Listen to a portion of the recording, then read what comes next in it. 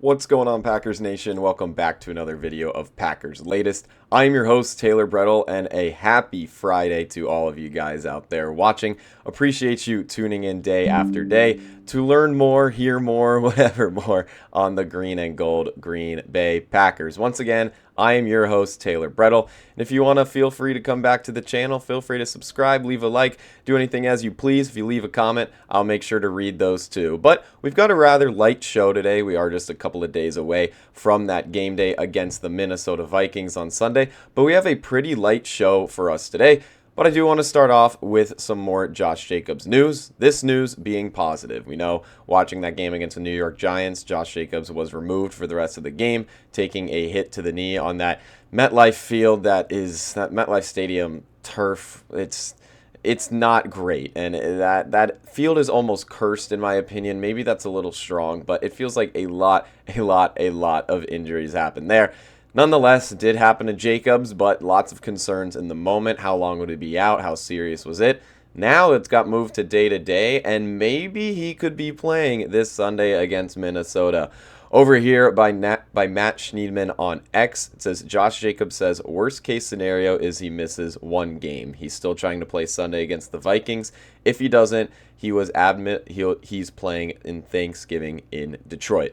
That is amazing news, like truly amazing news. Josh Jacobs, the heart and soul of this offense. I mean, it felt like Tucker Kraft was taking that role. He got hurt. Jordan Love's always been the guy since 2023, but Josh Jacobs, what he's done for this Green Bay Packers offense, coming in last season, being one of the best running backs in the league, and continuing that this season with 11 touchdowns. He needs to be back, and it looks like he will be back. If not Sunday, he will be there for that Thanksgiving game. The big thing, you don't want to rush him back. You obviously want your best guys out there, and you obviously want to win, especially against a division opponent.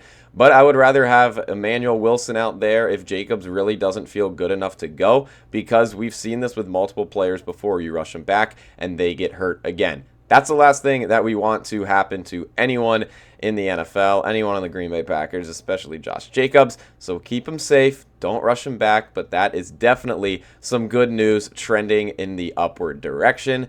Josh Jacobs, once more, 11 touchdowns on the season. Hasn't had a great season for yards per carry reasons, but the Packers' offensive line is definitely beat up. Lots of things to figure out there. Maybe Minnesota can be that game where Jacobs breaks out for maybe 3 digits in the yards. Maybe he gets 100 and some change. I don't know. Just speculation. We'll have to see if he's even out there on Sunday as a whole. But it's really nice to see that if he's not, he will likely be out on the field Thursday against the Detroit Lions on Thanksgiving.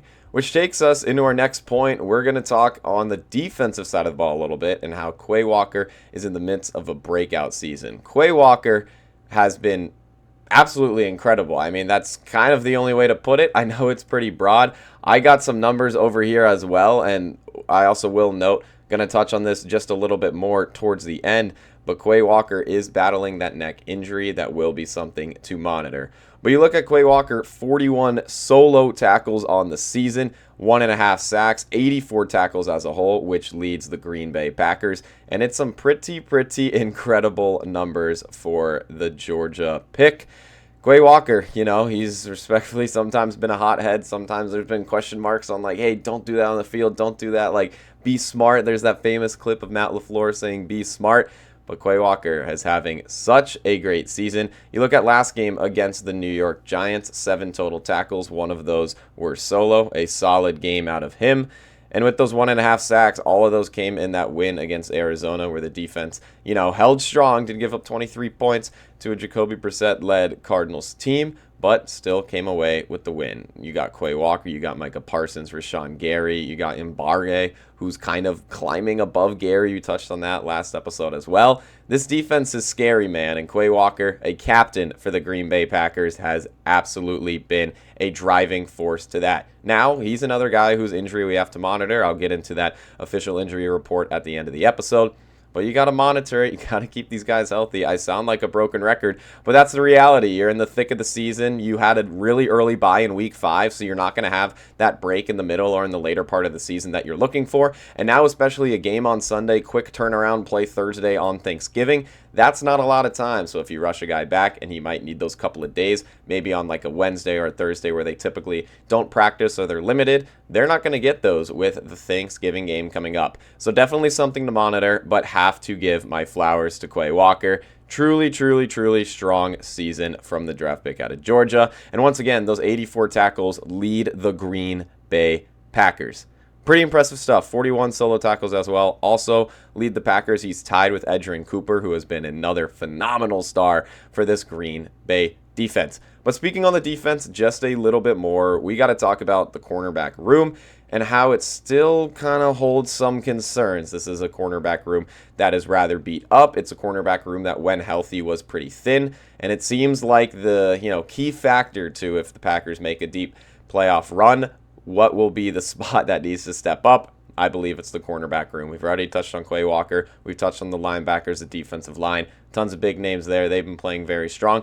Do have to give credit to the cornerback room, though. It's not like they've been giving up a lot in back-to-back-to-back games. I mean, you saw even in that 2-game losing streak to Carolina and to Philadelphia, the defense giving up just 16 and 10 points. Cornerbacks holding very strong in that one. But this room is definitely thin. You look at it, Keyshawn Nixon, the one leading the way. Behind him, you got Carrington Valentine. Then you got Nate Hobbs, who is still hurt. So you kind of have it thinning out there. Bo Melton still playing hurt, and it's just a lot of plug and play in the secondary for Green Bay. Nice to have two really good safeties in Xavier McKinney and in Evan Williams to help kind of sustain it, especially things going across the middle of the field. But this cornerback room is definitely thin. You look at Keyshawn Nixon, though, and, 14 passes deflected, tied for the most in the NFL. That is a pretty incredible stat. I know you can look at it two ways. Nice to have all those pass deflections, but then it means they're throwing his way a lot. But you got to give your flowers when you see a stat like that. Once more, 14 passes deflected, the most in the NFL. You look at his game log just a little bit as well. In that Week 2 game against Washington, 5 pass deflections in that. You go all the way down to the recent game, the win against the New York Giants. He had 2 pass deflections in that one as well. And he had 8 solo tackles, which was the most in a game for him this season. So Keyshawn Nixon has been stepping up huge for Green Bay. This is a guy that, being a cornerback 1-year role, really steps up. I remember seeing an interview after the playoff loss to Philadelphia last season. He really talked about, they're touching on that fumbled kickoff return. He's saying, I don't want to return kicks. I want to focus on being the CB1. And he's definitely doing that, filling in the shoes very well for a thin room that loses big names like Jair Alexander. But have to give credit to Nixon. Pretty good stuff. But that's going to take us into the official injury report to wrap up this episode. The injury report from Thursday, man, it's a big one. I think we talked about, I think it was like 32% of the Packers 53-man roster was on that injury report. Maybe I have that number wrong, but I'm going to go name by name on this one. It's a long one, so, hang tight, put your seatbelt. Well, I don't know the quote, something like that. Get your popcorn ready. I don't know, multiple ways that you could say that. We start off, Carl Brooks. He's still battling that ankle injury. He did not participate on Wednesday, as we talked about, did not participate once again on Thursday. Javon Bullard also battling an ankle injury. He's had limited participation both Wednesday and Thursday. Edgerrin Cooper with that foot injury, limited participation both Wednesday and Thursday. Romeo Doubs now battling a wrist injury. Feels like he keeps picking up these little injuries day by day. Now it is a wrist injury, but he's practiced both days at limited participation. Matthew Golden has also been battling that shoulder injury and now a wrist injury. It's listed as shoulder/wrist. Limited participation Wednesday and Thursday. Nate Hobbs, who I touched on a little bit earlier with that knee injury, he did not participate in practice on Thursday, did not participate Wednesday, had been out in that game against New York. That's someone to definitely monitor, a new addition from Las Vegas, who hasn't been too great for the Packers, but he's also been beaten up a lot. Josh Jacobs did not practice on Wednesday, but limited participation. A nice little change there on Thursday. As we talked about, he could be gearing up for Sunday. Will be definitely something to watch. Jordan Love, that left shoulder injury, came back in that game against New York. He's been at full participation in both practices. Brandon McManus with that with the right quad injury, full participation both days. Bo Melton, battling that shoulder injury, did not practice on Wednesday, but limited participation on Thursday. Would be huge to have him healthy and ready to go in that thin cornerback room. Keyshawn Nixon, he's just had a kind of an illness. That this is what it's listed here, with limited participation in both. So hopefully he feels better. You look at Michael Parsons, still battling that pectoral injury. He's had limited participation both Wednesday and Thursday.